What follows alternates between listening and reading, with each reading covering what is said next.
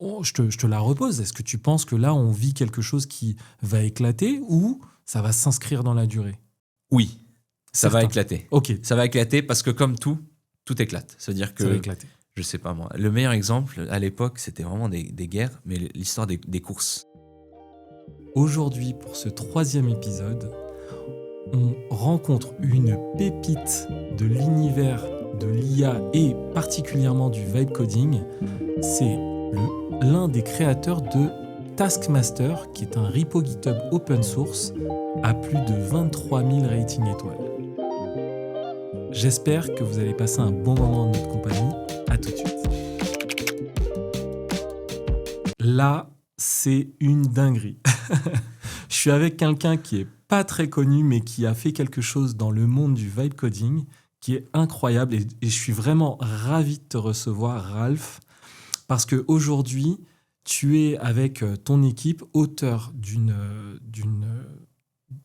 d'un repo Git open source, et c'est vous qui êtes l'auteur de Taskmaster. Exactement. Alors vas-y, dis-moi, qu'est-ce que c'est que Taskmaster? Taskmaster, c'est le problème qu'on avait et qu'on a toujours, qui est le problème de contexte. C'est-à-dire qu'un modèle, il va avoir une limite de 200 000 tokens, et donc au-delà de ça, il va plus me répondre. Et on a aussi ce qu'on appelle le lost in the middle context, donc le contexte perdu au milieu. Ok, C'est-à-dire que si jamais j'ai 200 000 contextes et que j'ai commencé d'une certaine manière et je termine d'une certaine manière, parfois il va oublier ce dont je lui ai parlé au milieu. très bien. Et donc en fait, quand je suis en train de coder une tâche ou que je suis en train de coder un PRD, souvent aujourd'hui dans le vibe coding, Ok. on va prendre un PRD. Donc rapidement, le PRD, c'est une structure de document, Exact. de projet, Ouais. que généralement en fait des lead managers de la tech, architectes, rédigent pour obtenir une fonctionnalité ou l'entièreté d'un projet. Tout à fait. D'accord. Donc j'étais en train de parler avec un ami par Ouais. rapport à ça et on le comparait à la construction. Et Très c'est bien. genre Le bâtiment. dans le bâtiment, oui. D'accord. En fait, c'est un cahier des charges finalement, un PRD. C'est ça. Et donc dans ce cahier des charges, s'il est ultra long, s'il fait plusieurs pages, si tu es en train de créer un projet qui est relativement complexe, tu vas vouloir détailler plein de choses, tu auras des règles métiers. Enfin, en fait, ton PRD, ça va être un peu là où toi tu vis. Mais Exactement. le problème, c'est que l'IA, il ne vit pas comme toi. Il a une courte vie de Il y a 100 une 000 courte tokens. vie. Et donc c'est ce que tu disais, le contexte d'entrée est limité, le Exactement. contexte de sortie est limité, Exactement. et toi tu viens résoudre un problème là-dedans. Exactement. Il ne faut pas oublier que dans les 200 000, Ouais. c'est le output et le input. D'accord. C'est-à-dire que si moi, je lui donne 100 000, mais que je veux qu'il me code 100 000 lignes, Oui. je vais être vraiment dans une position très difficile. Et c'est pour ça qu'on a essayé de résoudre ça avec Taskmaster. Ce qui est, on va prendre ton PRD, Ouais. on va le décomposer en plusieurs tâches, on va analyser la complexité de chaque tâche, et on va décomposer ces tâches en sous-tâches C'est une dinguerie. avec ton PRD. Et donc, qu'est-ce Ouais. que tu gagnes là? Ouais. Finalement, c'est un énorme gison avec plein de tâches. Mhm. Ce que tu as gagné, c'est le contexte. C'est-à-dire que moi, j'ai envie de commencer, par exemple, dans le PRD, il faut bien, je sais pas moi, faire la structure du Next.js, du boilerplate. Ça va être tâche 1. Mais la tâche 1, il n'a pas besoin de savoir d'autres éléments de la PRD. Il a juste besoin de savoir que j'ai besoin de créer cette structure avec telle et telle chose. Donc, je vais pouvoir commencer une nouvelle conversation avec l'IA et lui dire de commencer la tâche 1. Et Ok. cette IA, il connaît qu'une seule chose, je dois faire cette tâche. Et je peux l'oublier parce que j'ai la suite de mon contexte, je l'ai dans mes autres tâches. Très bien. Et donc, en théorie, et c'est ce qu'on s'amuse à faire parfois avec Taskmaster, c'est qu'on va lancer plusieurs... avec Claude Code, tu peux faire des sous-agents. Oui. Et du coup, tu vas dire à Claude Code, prends cette tâche ou prends la liste des tâches et regarde ce que tu peux commencer en parallèle. Alors, je reviens sur quelque chose parce que tu as utilisé beaucoup de termes techniques Ouais. et je reviens dessus pour les vulgariser.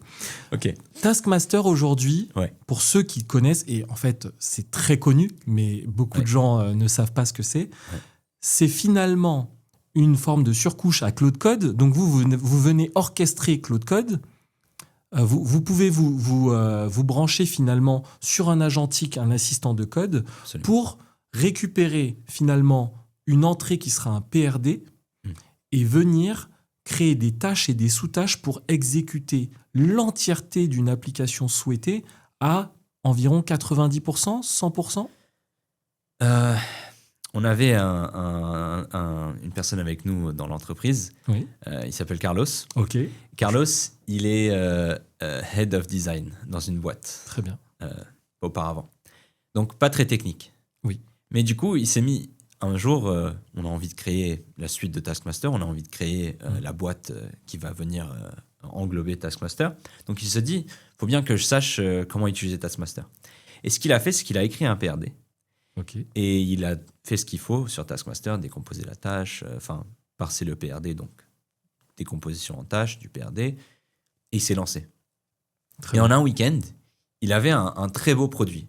Alors, est-ce qu'il l'a emmené à la production ? Je ne sais pas. Ok. Mais le produit était vraiment bien. Était bien. Et l'avantage de Taskmaster qu'il a eu dans ça, c'est que en fait, Taskmaster a aussi essayé de remplir les vides de son PRD. J'ai compris. C'est-à-dire qu'il a trouvé des nouvelles features et qu'il n'a jamais pensé à ça, Carlos. Il s'est dit, ça c'est stylé, je vais le garder. Ouais, ok. Et en fait, Taskmaster, le fait qu'il a, par exemple, il se dit, il faut que je décompose ça en 10 tâches.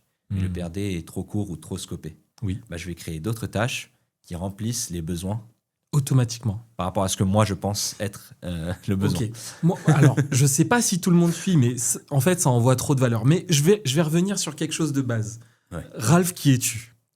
Ok, es-tu ? ok. Qu'est-ce que tu fais ? D'où tu viens ? Comment t'en arrives là dans l'IA ? Parce qu'on ne te connaît pas vraiment, mais aujourd'hui, sur GitHub, vous êtes top tendance des repos GitHub. Ouais, c'est ça. Vous avez un peu, alors je dis un peu, mais quelque part, vous avez sûrement inspiré ce qu'est le vibe coding aujourd'hui. Je peux dire avec certitude qu'on a influencé énormément la trajectoire du développement de toutes les grandes boîtes. J'en Alors, doute pas. On a eu du contact avec Cursor, l'équipe Cursor, Trop bien. l'équipe Anthropic. En tout cas, on a eu beaucoup de personnes qui ont vu ce qu'on a créé. Mhm. Et je pense qu'aujourd'hui, c'est ce qui a inspiré le plan mode La de Claude Code. planification, que j'adore d'ailleurs. Mais ouais. J'en suis certain, parce que personne n'a jamais Ça, pensé c'est à ça. vous. Oui, c'est ce que je trop ressens. bien. Ok. Et je pense que c'est confirmé.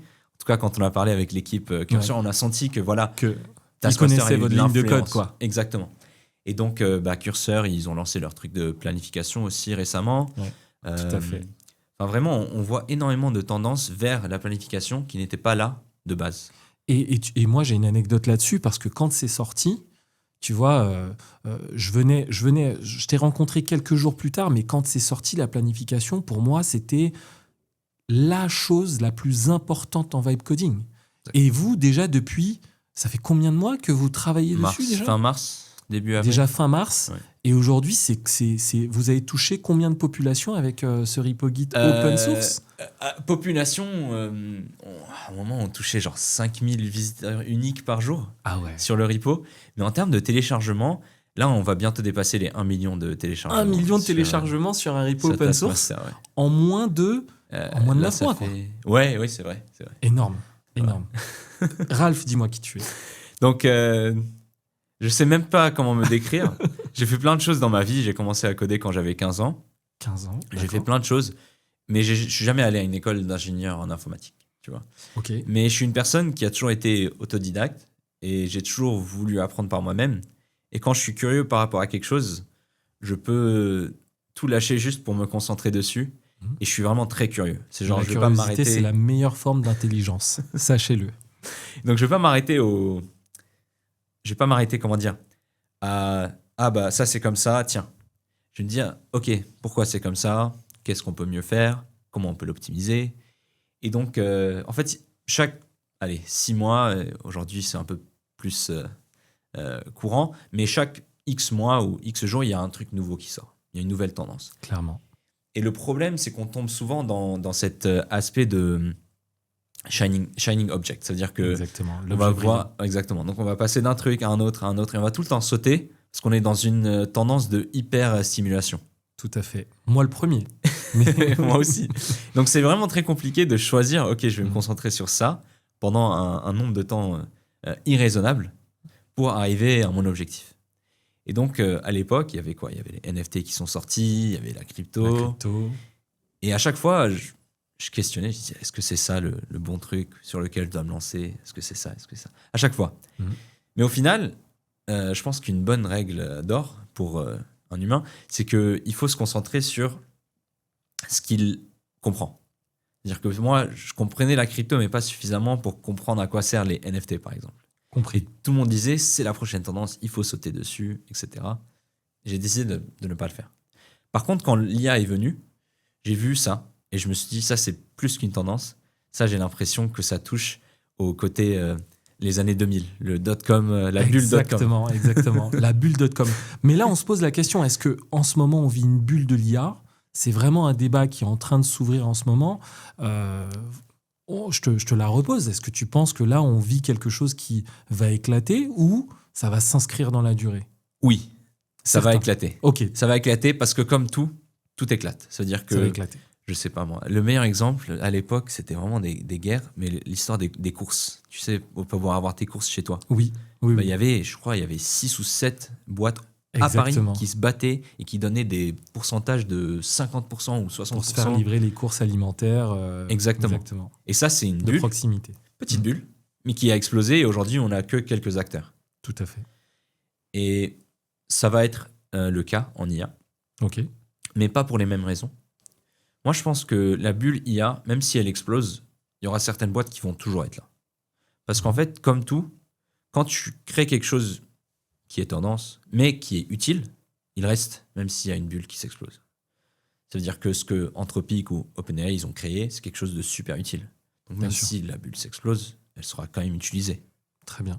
Et j'ai envie de dire qu'on crée la même chose Ok. chez Taskmaster. Exactement. Malgré le fait que c'est une bulle, on n'est pas juste en train de mettre un GPT wrapper et dire tiens, IA, Ouais, exactement. l'étiquette IA. Donc on est en train de réellement créer quelque chose d'utile. Oui. Et je pense que c'est là où tu peux résister à toutes sortes de bulles quand Mhm. tu crées quelque chose. Et ça, c'est quelque chose qui est assez rare. Et c'est pour ça que, tu sais, j'ai parlé de toi déjà au premier épisode. Et Ouais. je voulais t'avoir déjà sur la chaîne. Parce que, justement, en fait, ce qui est marrant avec Ralph, c'est que quand je l'ai rencontré, tout de suite, c'est une des rares personnes qui est contributeur de toute cette masse de choses qu'on entend dans l'IA. Lui, vraiment, il a les mains dedans et c'est quelqu'un qui a apporté des solutions à des problèmes que beaucoup rencontraient autour de l'IA générative et plus précisément de ce qu'on appelle aujourd'hui le vibe coding. Parce que quand en fait cette tendance est arrivée sur le vibe coding, effectivement, ça a parfois été surprenant les premières fois, mais plus on restait, plus on avait envie d'aller en production avec nos applications, plus c'était déceptif. Et toi, tu es venu résoudre ça à un moment où personne vraiment. Donc cette tendance, vous l'avez lancée et bravo pour ça parce que aujourd'hui, c'est pour ça que la chaîne est là. Donc vraiment de t'avoir dans la chaîne, c'est incroyable. C'est vraiment incroyable. Franchement, c'est un honneur, c'est très gentil. Et ouais, en fait, tu as dit que tu voulais essayer Taskmaster Exactement. prochainement.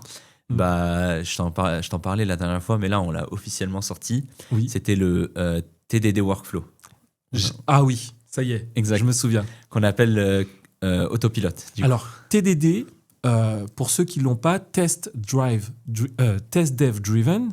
Donc, le fait d'avoir une approche sur son code par du test. Voilà. C'est comme ça que certains abordent ce code-là. Sur LinkedIn, on en voit beaucoup, les TDD, la Clean Architecture également, qui a encore une autre approche. Mais là, tu as inclus dans Taskmaster, de ce que je comprends, cette méthodologie de travail. Exactement. Alors, parle-en-moi. Comment tu l'as appelé ? Autopilote. Autopilote. Ok, Voilà. super. Euh, Ok. Et donc, l'avantage de cet autopilote et pourquoi est-ce que TDD revient ? Parce qu'à un moment, on l'a oublié, Oui. parce qu'on faisait le code à la main, Ah oui. donc on était confiant de notre code et on s'est dit, bon, pas besoin de TDD. Ouais. Mais là, avec l'IA, on a besoin de TDD. Parce qu'on a besoin de tests. Et comme ça, j'ai pas à lire 2000 lignes, 3000 lignes de code. Je peux juste regarder les tests. Je peux dire, ces tests sont à peu près cohérents, c'est ce que je veux. Et donc, en fonction de ces tests, s'ils passent, je suis sûr que mon application marche. Non, mais là, je suis en train de réfléchir, mais tu es en train de résoudre des problématiques que je peux avoir chez des clients actuels. C'est-à-dire que autant la planification, je l'évangélise et Taskmaster fait le boulot merveilleusement, mais là, tu es en train de dire que la partie test aussi que j'évangélise, puisque je te donne un exemple sur de la migration ou peut-être une refonte, un rebuild d'une stack legacy, j'ai besoin que certains développeurs puissent me livrer des tests cohérents pour vérifier que le test sur du legacy et le test sur le build que je vais construire soient cohérents et qu'on n'ait pas eu de perte d'informations. Donc là, ce que tu me dis, c'est que Taskmaster est en capacité de me rédiger cette partie de test pour garantir que mon besoin fonctionnel sera cohérent à la fin. Nous, on est un MCP, on est un CLI, on donne des règles à le coding agent que tu veux, donc l'agent de code que tu souhaites utiliser. MCP, modèle contexte protocole, Exact. CLI, donc c'est l'interface CLI, donc client. C'est les commandes qu'on met dans les commandes dans les terminaux. Très bien. Voilà. Donc, voilà. Donc, nous, on a le autopilot tool dans le MCP. Donc, c'est une fonction que l'IA peut utiliser. Très bien. Et à l'intérieur, on va le guider grâce au prompting en mode, là, tu es sur cette étape, etc., etc. Et en fait, pourquoi le TDD ? Parce qu'en fait, parfois, on peut dire à l'IA, fais-moi cette tâche. Oui. Parfois, il va faire cette tâche. Il va la faire bien. Mais, entre-temps, sur son chemin d'accomplir cette tâche, il va aller casser 2 ou 3 autres features que j'avais déjà développées. Comme on ne peut pas avoir une maîtrise totale de cette inférence, forcément, quelque part, il va avoir une autre proba qui n'atteindra pas sa cible. Mais là, vous avez le but en face grâce au test et vous y allez. C'est ce que j'entends. Exactement. Et un autre truc que j'ai remarqué, c'est qu'aujourd'hui, avec les nouveaux modèles qui sortent, où on a envie d'économiser de l'argent, je pense notamment au modèle GLM que vous allez bientôt entendre parler. 4.6 bientôt. 4.6. Ouais, tout à fait. Lui, je viens de l'intégrer dans Taskmaster. Oh là là. Le problème, c'est qu'il est ultra feignant. Ok, d'accord. Il est très feignant comme modèle. D'accord. Peut-être parce que c'est pour ça qu'il est pas cher. Ça veut dire que moi, je lui donne un modèle de schéma, JSON. Je lui dis, je veux cette structure-là. Oui. Mais en vrai, la structure, c'est genre une seule clé et après directement une liste. D'accord. Et donc, lui, il a sauté la clé, il est directement allé à la liste. Et donc, ça a cassé tout mon système. J'ai compris. Donc, il s'est dit, tiens, en vrai, je m'en fous de ça, je vais faire ça. Et cette tendance de comportement d'IA, c'est ce qu'on va retrouver, et c'est pour ça qu'il va aller casser des choses. C'est-à-dire que s'il a besoin d'une autre fonction pour accomplir une certaine feature, mais cette fonction manque quelque chose, donc il faut qu'il rajoute une fonctionnalité à cette fonction. Parfois, il va effacer toutes les autres fonctionnalités, rajouter la fonction dont il a besoin de l'autre fonction et venir la récupérer pour l'utiliser dans sa feature. C'est un peu comme s'il avait une perte de mémoire de son contexte principal. Mais aussi, la manière dont il est entraîné, c'est qu'il n'est pas entraîné à ne rien casser, mais il est entraîné à accomplir la tâche. J'ai compris. Et donc, il va faire tout le nécessaire pour accomplir la tâche. C'est pour ça qu'on entend des histoires d'horreur où il va supprimer la DB, il va supprimer la base de données. Parce que lui, il est entraîné. Bonne tâche, +1. Pas fini la tâche, -1. Pas neutre. J'ai compris. Donc, c'est pour ça que le TDD devient ultra important.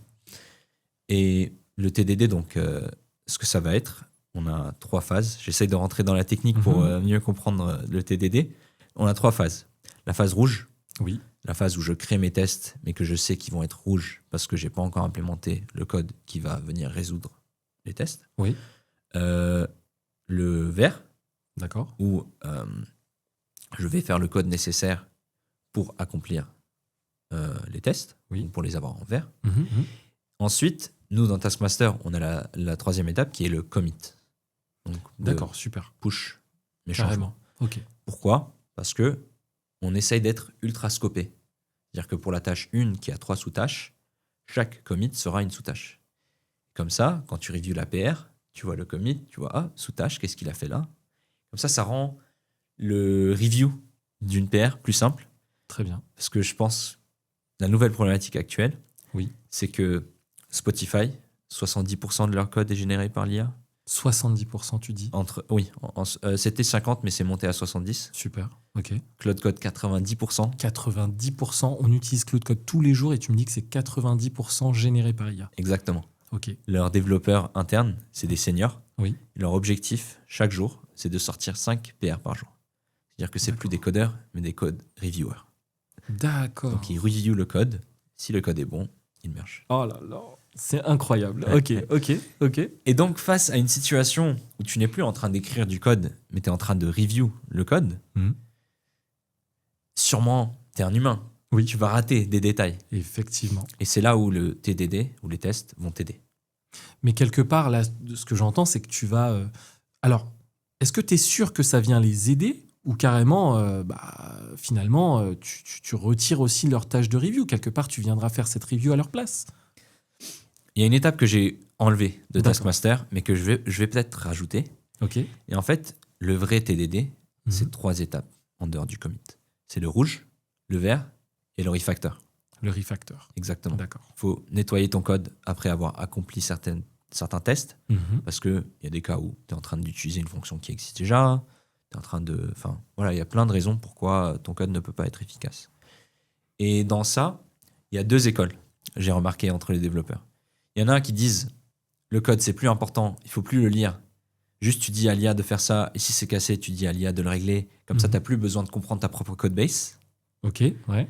Et il y a mon école qui est, OK, le jour où l'IA n'arrive pas à régler ton problème dans ta code base, faut bien qu'il soit propre pour que tu puisses le lire et le régler. Exactement. Au lieu de exactement. rentrer dans des loops infinis avec l'IA, à te battre avec pour trouver la solution. Exactement. Donc, je pense que dans le review, déjà, je pense que les reviewers vont apprendre beaucoup de choses. Parce que l'IA parfois fait des choses vraiment que tu ne penses pas. Tu dis, ah, j'ai appris quelque chose de nouveau aujourd'hui. Donc, il y a cet aspect. Tu es la 3e personne qui dit que grâce à l'IA, on apprend. Ah, c'est sûr. Certain. C'est sûr. Ouais, j'étais en train de lire un article où il faisait un test sur l'utilisation de ton cerveau à cause de l'IA. Oui. Il y avait un test qui disait que tu réfléchissais plus. OK, oui. Moi, j'ai jamais autant réfléchi de ma vie. J'ai mal à la tête. On est d'accord. On est d'accord. Je suis complètement aligné. En fait, le fait d'avoir une connaissance infinie, un Mhm. niveau de connaissance infini, bah, ça fait que tu peux infiniment réfléchir. Tu C'est sais, plus limité.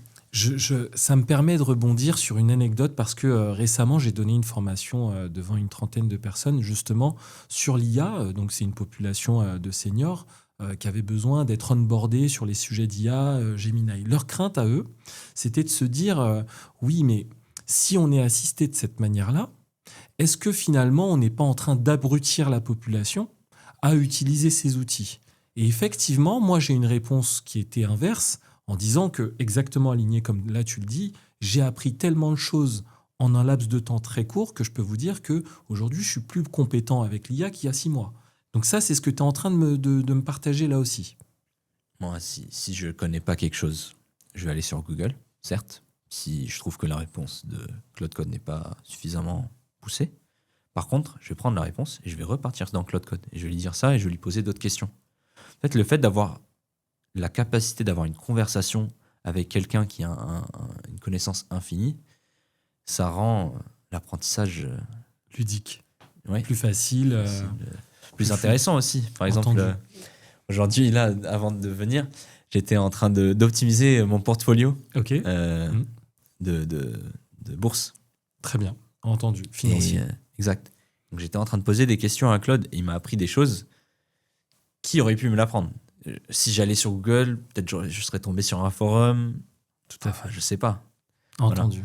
Et intéressant, tu parles de Google. Est-ce que c'est la mort du moteur de recherche?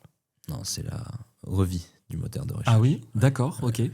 Ouais, ça a jamais été aussi important Ok. de bien faire son contenu, de bien créer du contenu sur Google, parce que où est-ce qu'ils vont aller chercher l'information?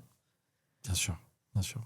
Si je fais le parallèle maintenant avec le code, toi en plus qui es auteur d'une librairie qui est vraiment utile dans l'univers du vibe coding pour les assistants de coding, est-ce qu'on a cette même... est-ce que la peur peut-être que toi aussi tu as pu ressentir de la population des développeurs sur la production de ce code, la qualité qu'il y a derrière, ou peut-être certains qui se disent que ça va les remplacer? Tu parlais tout à l'heure des développeurs juniors qui n'étaient plus nécessaires chez Claude. Toi, c'est quoi ton avis sur le sujet? Sur les développeurs juniors? Principalement sur... Allez, je vais rentrer dans le vif du sujet, sur le remplacement des développeurs par justement ces outils, par Taskmaster. Ouais, je vois. Taskmaster, c'est une extension à ce qui paraît évident, ce qui est genre que Claude Code avec ou sans Taskmaster, il est en train de remplacer des choses. Oui. Mais je dirais pas qu'il est en train de remplacer des gens. C'est-à-dire que si on disait ça, c'est-à-dire qu'on dirait qu'on n'a plus besoin d'agriculteurs parce qu'ils utilisent des machines. Exactement. Mais c'est pas le cas. Aujourd'hui, on est juste en train de faciliter la vie des développeurs. Mais on peut prendre 2 décisions en tant que développeur. On peut dire soit, OK, il va me remplacer, je fais rien. Mhm. Soit, je dis, OK, il est en train de me remplacer, ça me donne le temps d'aller apprendre plus de choses et d'aller augmenter mes compétences et d'être encore plus fort dans le code, par exemple. Je sais pas pourquoi, mais c'était la réponse que j'attendais.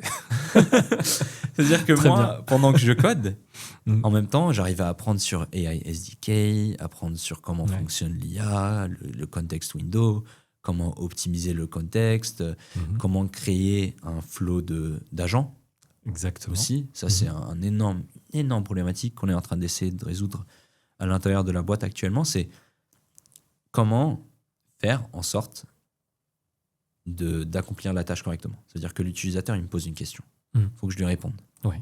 Mais on a vu que si j'avais un seul énorme modèle avec plein d'outillages, il répondait tout le temps mal. Ok. Et donc, en fait, on est reface au context window, qui est une énorme problématique. C'est ce que, en fait, on parle souvent de prompt engineering, Oui. mais en vrai, c'est pas réel. On parle plutôt aujourd'hui de context engineering. Context engineering. Oui. Très bien. C'est-à-dire que, Je l'ai vu passer. exact, c'est-à-dire que si je décris correctement ma problématique et que je donne le bon contexte, Bien sûr. que tu sois un humain ou une IA, tu vas savoir répondre. Mais que tu sois humain ou IA, si je te donne pas de contexte, tu vas pas savoir répondre. Ouais, dans le jargon, ce qu'on dit, c'est garbage in, garbage out. Bravo. Très, très clairement. Ou même manque de garbage. Exactement. Ouais, C'est-à-dire forcément. que si tu me donnes rien, comment je vais te répondre, moi? Tout à fait. Et donc, ouais, et en fait, on est face à cette problématique où on est en mode, OK, comment on fait? Et il y a des gens qui disent, ah bah t'inquiète pas, l'IA va avancer, on aura 2 millions de context window. Mhm. Aujourd'hui, Grok a sorti un truc à 2 millions de context window, Oui. comme Gemini. Mais D'accord. 2 millions de context window existent depuis longtemps. D'accord. Depuis longtemps, 3-4 mois, on va dire. C'est longtemps. C'est en IA. longtemps. En IA, c'est très Exact. longtemps. Mais ça n'a résolu aucun problème. Limite, c'était pire à cause de ce que je parlais. Hmm. Comment c'était? En fait, là, je suis en train de lire plein de papers, plein de trucs de docteurs. Archives, etc. Oui, c'est ça. Je vois. J'ai pas le Pareil. choix. Exactement. Puisque j'ai le temps, je m'instruis sur le sujet. Exactement. Mais aussi, il y a peu de gens qui sont à là où je suis. Personne ne peut répondre à ma question. Parce que Exactement. personne n'a la réponse pour l'instant. Et donc, et en fait, c'est comme je disais, le context in the middle. C'est lost in the middle. Ok, j'ai C'est-à-dire que compris. si j'ai 2 millions de context window, Forcément, je perds tout. j'aurai au une milieu. perte, j'aurai une dégradation. Ben oui. Très très bien, très clair. Donc ça résout pas de problème. Ouais. Et on est toujours bloqué dans le 200K de contexte. Donc je peux que résoudre mon problème dans ces 200K de contexte. Est-ce que je peux me permettre de revenir sur Taskmaster? Ouais. Vous êtes qui? Qu'est-ce que vous faites? À la base, on était 2 inconnus, moi et Eyal. Ok, Je partais au Maroc un week-end ok. avec ma copine et j'étais sur Twitter. Et je trouve que peu de personnes comprennent la puissance de Twitter parce que l'algorithme n'est pas optimisé pour. Mais si on optimise notre feed algorithme Twitter, on peut trouver beaucoup de golden nuggets, de richesse, on va dire. Exactement. De En compétences. suivant les bonnes personnes. Exactement. Et donc, j'étais en train de scroller et j'ai vu Eyal, je crois que c'était à 4 heures du matin, il partait dormir et il a juste dit « Ok, je vais lancer Taskmaster en GitHub public, je vais dire ce que je résous, mais je vais juste le lancer et je vais dormir. » Il savait pas Que t'étais derrière. et donc, je vois ça et je crois que j'étais au point d'en rentrer dans l'avion parce que 4 heures du matin, c'est le matin chez moi parce que lui, il habite au Canada. Et donc, je rentre dans l'avion, je dis, mais je montre à ma copine, je lui dis, ça c'est ouf ça. Et elle comprend rien. Même aujourd'hui, je lui explique, elle comprend toujours pas ce que je fais. Mais je dis, ça c'est ouf. Et donc, on arrive au Maroc et elle avait un problème avec son travail. truc qu'elle devait résoudre. J'ai dit, ah, zut. Je prends mon ordi, j'ouvre le truc, j'essaie d'utiliser et je me rends compte que ça fonctionne pas. D'accord. Donc, c'est open source. Donc, je vais directement dedans, je contribue. Je fais la D'accord. première PR dessus, je règle le problème. Ok. Il voit ça le matin, il se réveille et je retweet son post aussi. Il voit ça le matin, il voit les impressions qui montent sur Twitter. Il dit, oh, stylé. Je dis, mais Eyal, ça, c'était juste un CLI à l'époque. Oui, tout à fait. Juste une commande que tu pouvais tourner. Ok, Mais très bien. ça, personne ne va pouvoir l'utiliser. Ça peut être utilisé que par l'IA. Il nous faut un MCP. Super. Et donc, en 4 heures, un samedi soir, en rentrant d'un dîner du Maroc, je me pose et je crée le module MCP de Taskmaster. Trop bien. Et je le donne comme ça. Je le contribue. Et je ne l'ai jamais rencontré, Eyal. Ok. J'ai jamais... C'est ça la magie de l'open source. Exact. Très bien. Et je trouve que peu de personnes voient l'utilité d'open source. Mais l'open source, je pense, c'est notre futur. Très bien. Parce que Très bien. Il y a quand même Mistral qui l'a compris en France, mais c'est vrai que peut-être que le branding n'est pas assez bon pour rayonner, mais... Ouais. Si tu regardes aujourd'hui, l'une des boîtes les plus grosses sont open source. Sont open source, c'est vrai. Vercel. Oui. Shopify a beaucoup de projets open source. D'accord. Amazon. Enfin, chaque grosse boîte, si tu vas regarder leur GitHub repo, tu vas voir plein de repos open source. C'est vrai. Et donc, je pense qu'ils ont un avantage, eux, à sortir des choses parce qu'ils vont pouvoir attraper du talent aussi, comme ça, en ayant des projets open source. Ils vont pouvoir recontribuer pour récupérer après. Par exemple, quelqu'un va apprendre quelque chose de nouveau dans le projet open source et va venir contribuer à Amazon plus tard dans le closed source. Mais oui, donc j'ai créé le module MCP et c'est là où on a vraiment commencé à apprendre. Parce que là, c'était genre, bon, j'ai mon MCP maintenant, ça va fonctionner. Okay. Et grâce au MCP et d'autres features qu'on a build après, c'est là où ça a vraiment explosé. Taskmaster. D'accord, ok, super. Et aujourd'hui, Taskmaster, c'est combien de contributeurs environ ? J'ai oublié, tu dois avoir le chiffre. D'accord, alors attends, moi ce que j'ai noté, vous êtes environ 62 contributeurs. C'est ça. Là, tu m'as dit que vous êtes passé de 500 000 téléchargements à bientôt 1 million de téléchargements. C'est ça. C'est énorme. C'est énorme. Ouais. Et tu as plus de 23 000 ratings étoiles sur GitHub. On a 23 000 en l'espace de... Franchement, ouais, c'est 6 mois. Ouais. C'est énorme. C'est énorme. Franchement, bravo pour ça. C'est assez incroyable. Moi, en tout cas, j'ai été ravi, en tout cas, de t'avoir sur la chaîne.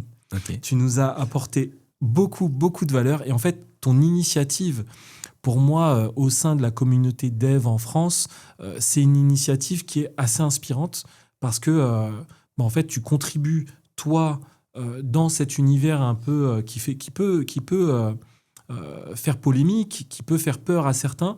Mais toi, au contraire, tu viens avec un discours rassurant en nous disant, voilà, j'ai mis en place des solutions, les développeurs en ont besoin, on vient faciliter notre travail pour justement s'enrichir sur des tâches plus valorisantes.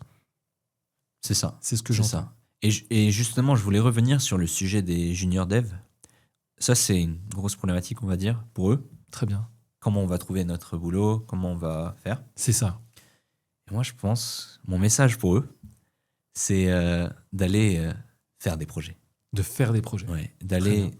D'expérimenter. Exactement. Ils ont cet outillage. Ils ont potentiellement 100 ans d'expérience dans une petite boîte Cloud Code. Ils peuvent s'en servir. Ça va pas être parfait. Ça va pas être ouf. Ça va probablement être nul. Mais ça va être le stepping... Enfin, ça va être la première échelle sur cet escalier marche, ouais. vers le haut. Tout à fait, exactement. Et on a beaucoup parlé de Taskmaster et Claude. Mais j'imagine que vous n'êtes pas que cantonné à du Claude. Non. D'accord. On fait chaque agent qui accepte un MCP, oui. On est dessus. Super. Voilà. Okay. Mais moi, j'ai un amour particulier pour Anthropic. Pour ce qu'a fait Anthropic. Ouais, je trouve leur modèle vraiment exceptionnel. D'accord. Ils s'auto-dépassent sur le ranking leaderboard. Effectivement. Donc moi, j'ai toujours utilisé et okay. Donc, j'essaie de faire en sorte de... Et là, j'ai compris que vous étiez en train de tester GLM. On en reparlera dans la chaîne, ou en tout cas, parce que c'est quand même intéressant ce qui est en train de se passer du côté des modèles chinois. Donc voilà. En tout cas, moi, je vais terminer par sûrement quelques petites questions. À savoir, toi, est-ce que tu as une anecdote particulière, un peu comme là, tu nous as raconté avec Eyal, autour justement de l'IA en général, ou alors peut-être du vibe coding, quelque chose que t'as pas osé dire, mais qui t'a peut-être qui est un sujet sur lequel tu te dis, c'est vrai que là, il y a débat. Ou alors, ce sujet coup de gueule, c'est pas vraiment légitime, ou je veux lâcher un coup de gueule. Est-ce que tu as un sujet, une anecdote comme ça à nous raconter? Celui des comment dire, des juniors développeurs, je pense que c'est mon plus gros coup de gueule. Parce que, en fait, moi, je suis parti vers l'entrepreneuriat. J'ai fait une école d'ingénieur en aéronautique. D'accord, ok. Et j'ai jamais fait de l'aéronautique de ma vie. Ok. Je pense pas que je vais en faire dans le futur. Mais en fait, à l'époque où c'était le Covid et que c'était là où j'étais presque diplômé. Et donc, en fait, tout le monde était là en mode « Oh, comment je vais faire pour aller trouver un job ?» Ben, moi, c'était « Ok, je vais créer mon job. Je vais me lancer dans l'entrepreneuriat. Je vais faire des projets intéressants. » Belle mentalité. Et en fait, moi, je pense que c'est ce que manque la plupart des gens qui ont du mal à s'adapter.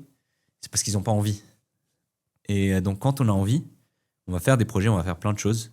Et ça va nous faire un portfolio plein, alors que d'autres, ils auront un portfolio vide. Parce qu'on dit, je peux rien faire, je vais aller mater une série et rien faire, et attendre, et voir ce que les gens peuvent faire pour moi. Et donc, ouais, c'est mon coup de gueule, je pense, pour les juniors ingénieurs. Trop de consommateurs, pas assez de créateurs. Nice, exactement. Compris. Ouais. Ralph, je suis vraiment trop content de t'avoir eu sur la chaîne. Merci pour ça. Et je te dis à très très bientôt. Tout à fait. J'espère te revoir. Et puis j'espère que tu pourras dans la chaîne parler de tes projets qui sont super intéressants également. Avec plaisir, effectivement. Ok. Merci à toi.